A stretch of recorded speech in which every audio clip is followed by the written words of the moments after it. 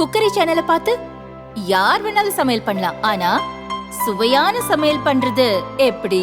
நான் இதயம் நல்லெண்ணெயில சமையல் பண்றேன். ஆஹா ஓஹோன்னு பாராட்டுறாங்க. நீங்களும் இதயம் நல்லெண்ணெயில சமையல் பண்ணுங்க, பாராட்ட வாங்குங்க. தினம் தோறும் வாங்குவே இதயம் இதயம்.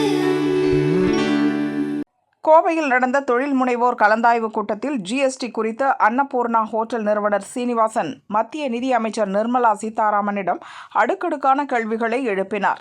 இது தொடர்பான வீடியோ சோசியல் மீடியாக்களில் வெளியானது. ஒரு பன்னுக்கு ஜிஎஸ்டி கிடையாது. பன்னுக்குள்ள ஒரு கிரீம் வச்சுட்டு அதுக்கு 18% ஆயிடும். கஸ்டமர் என்ன சொல்றாரு, நீ கிரீமையும் ஜாமையும் கொண்டா நானே வச்சுக்கிறேன், பணம் நடத்த முடியல. அதனால ஒன்றா எல்லாத்துக்கும் ஒரே மாதிரி ஜாஸ்தி பண்ணியிருக்கேன். இல்லைங்க, இன்னொன்று இதே அம்மா வந்து உங்கள் எம்எல்ஏ அம்மா தான் இதெல்லாம் பண்ணுறதுக்கு. அவங்க எங்கள் தொழுகையில் இருக்காங்க. கடையில் வந்துட்டு வடநாட்டில் அதிகம் ஸ்வீட் சாப்பிட்றாங்க.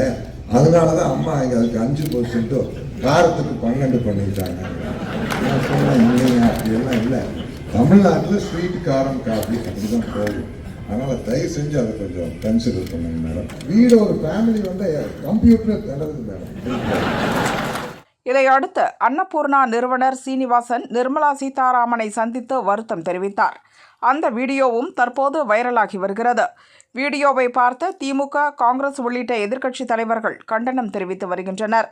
உண்மையை பேசியவரை மன்னிப்பு கேட்க வைத்து அந்த வீடியோவை வெளியிட்டு அவரை அவமானப்படுத்தி விட்டதாக கொந்தளிக்கின்றனர். இந்த விஷயத்தில் நிதி அமைச்சர் நிர்மலா சீதாராமனை கண்டித்த காங்கிரஸ் சார்பில் சனியன்று ஆர்ப்பாட்டம் நடைபெறும் என தமிழக காங்கிரஸ் தலைவர் செல்வ பெருந்தகை அறிவித்துள்ளார். கோவை ஆர்எஸ்புரம் காந்தி பூங்கா ரவுண்டானாவில் சனியன்று மதியம் 3 மணி அளவில் கோவை வடக்கு மாவட்ட காங்கிரஸ் தலைவர் விஎம்சி மனோகரன் தலைமையில் ஆர்ப்பாட்டம் நடக்கும். சிறு குறு நடுத்தர தொழில் முனைவோரின் ஜிஎஸ்டி பாதிப்பு குறித்து முறையிட்டதற்காக நிர்பந்தப்படுத்தி தொழிலதிபரை மன்னிப்பு கேட்க வைத்தது பாரதிய ஜனதாவின் அப்பட்டமான பாசிச போக்கு.